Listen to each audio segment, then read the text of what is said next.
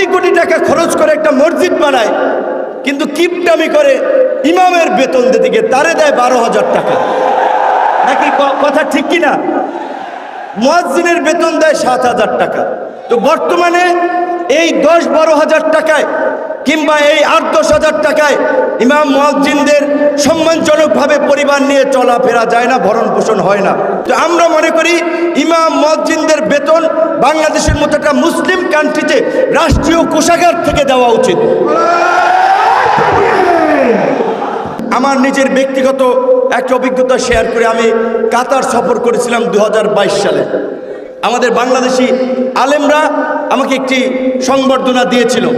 পরে আমি অনেককে জিজ্ঞেস করেছিলাম, আপনারা কীরকম সুযোগ সুবিধা পান?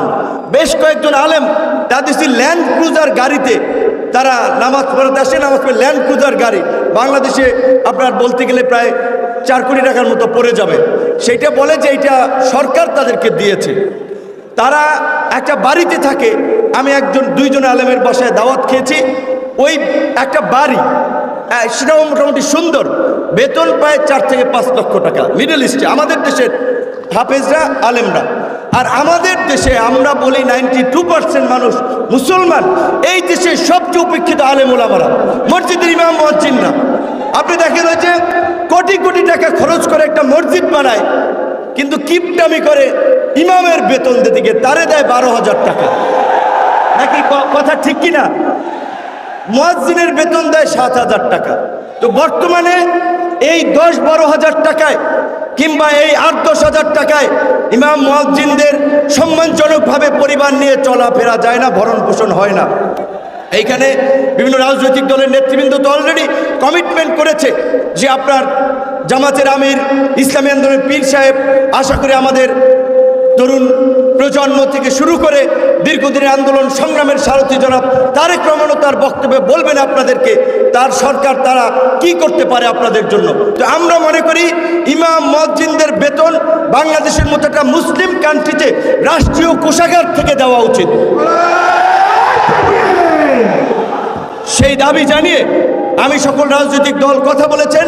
তো আমরা যদি সব রাজনৈতিক দল চাই তাহলে তার কোনো আপত্তি থাকার কোনো কথা নেই। রাষ্ট্রের কত কর্মকর্তা কর্মচারী, একজন পদ আছে সেখানে নিচ্ছে 3 জন। সুতরাং ইমাম মুয়াজ্জিনরা যেন একটা মর্যাদার সাথে জীবনযাপন করতে পারে এবং সমাজের, বিশেষ করে যেই কথাটি আমাদের সিনিয়র নেতৃবৃন্দ বলেছেন যে মসজিদে নববীর উদাহরণ দিয়ে রাষ্ট্র পরিচালনায়।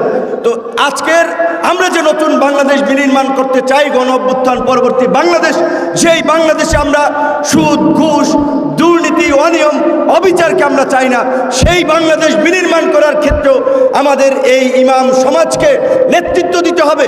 আপনি একবার চিন্তা করেন, 5 ওয়াক্ত নামাজে আমরা মুসলমানরা মসজিদে মিলিত হই।